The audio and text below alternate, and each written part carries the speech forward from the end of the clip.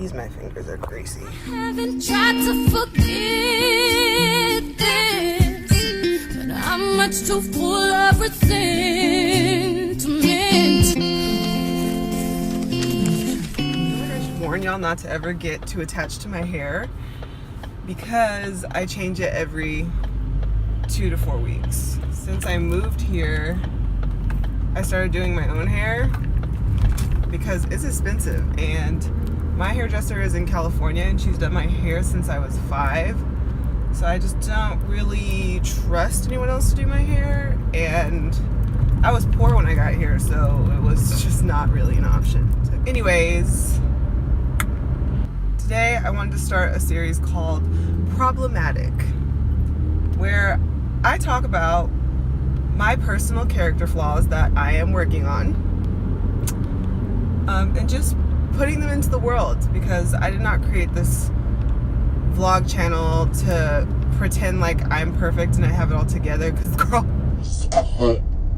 I'm really into self-awareness and I'm always working on myself, and so I just want to share that with y'all, that, you know, no one's got it together. I think sometimes I hold so much in, and, you know, I carry myself in a way where it seems like I have my life together, but I'm a whole mess.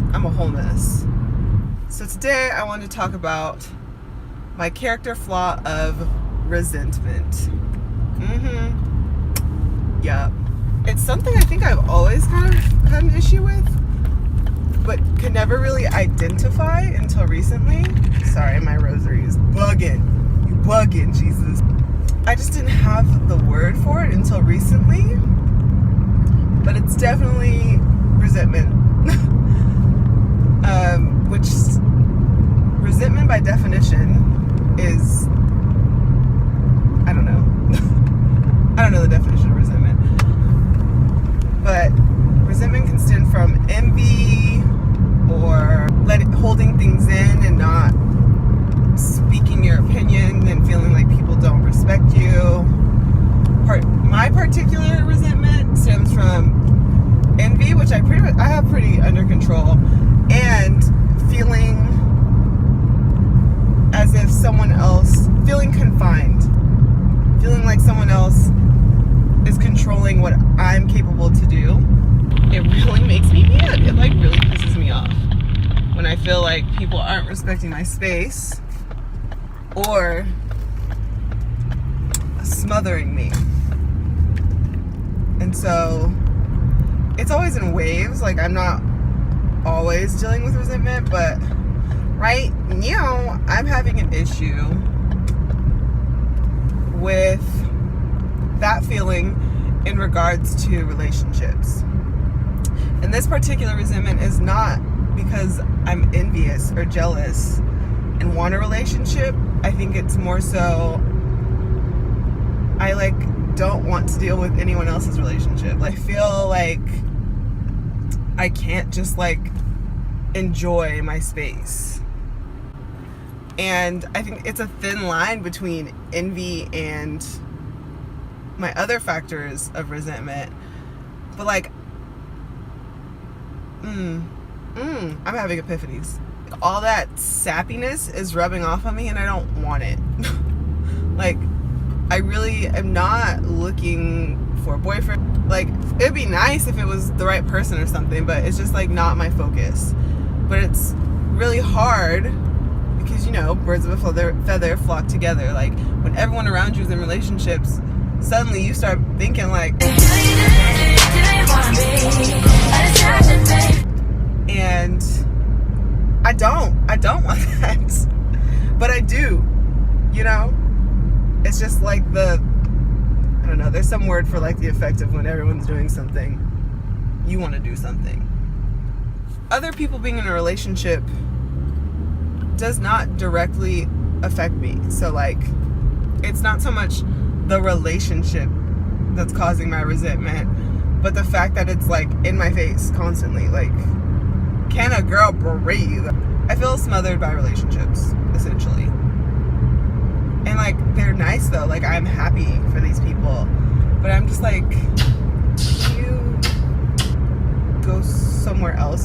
like away from me. I want to admire at a distance. I don't want any direct contact with that.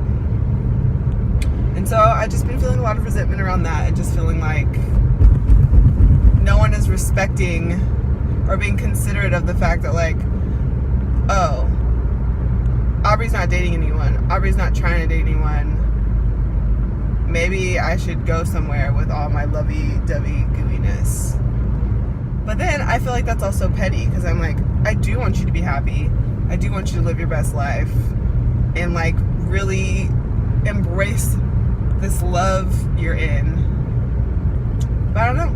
It's just hard. I think I'm feeling like I just want my own space, like, really, really badly. And I've always wanted to live alone, actually. And just never been granted that wish. In college, I wanted a single. We couldn't afford it. So I had 2 roommates at one point. Like, 3 of us staying in a room. I remember just thinking, like, it's fine, because when I get out of college, I will have my own space. Like, I really wanted to live alone, but I also went to school in the Bay. Where living on your own fresh out of college is just not, it was not an option. So I moved in with 2 of my best friends, and then one of my best friends' boyfriends moved in with us, and then they got engaged, and then they got married, which was cool, you know, like, I'm happy for them. But living with a married couple is hard, because when people are paired and doing everything together, it becomes sort of like you versus them. Not that that was at all intentional, or it was like a rift, because that's how I imagine it should be, you know, like, this is my husband, like, he comes before you, boo-boo, sorry. But, like, I didn't sign up to live with a married couple. Like, when I moved to Texas, I was, like, super juiced to just be able to have my independence. I have very serious independence. I don't know if there are issues, there's something. Independence things where I just need to be able to do my thing and not answer to anyone, and just let me live. So when I moved out here, I was like, okay, all these obligations to everyone I know from college, and just all these people and all these places are gone. I'm free to do whatever I please. And then, you know, life happens, and I'm finding myself back in a similar boat of, like, I just feel restricted. So I'm coping with that. I'm dealing with that. I'm trying to figure out how to express these feelings without it coming off as, like, I don't want to be around you and your boyfriend. It's gross. Because that's not it. Like, I need my own space. But that's not an option right now. So, you know, I'm just gonna grow through it. God puts you in situations so you can grow. And that is what I'm trying to do. Because in the past, I would just honestly lock myself in my room. And I'm trying not to be like that anymore. And one day I will be in a relationship, and, you know, who knows, I may have someone living with me, and I don't want them, I want to understand their feeling, and, you know, be able to communicate with them like, hey, I've been here,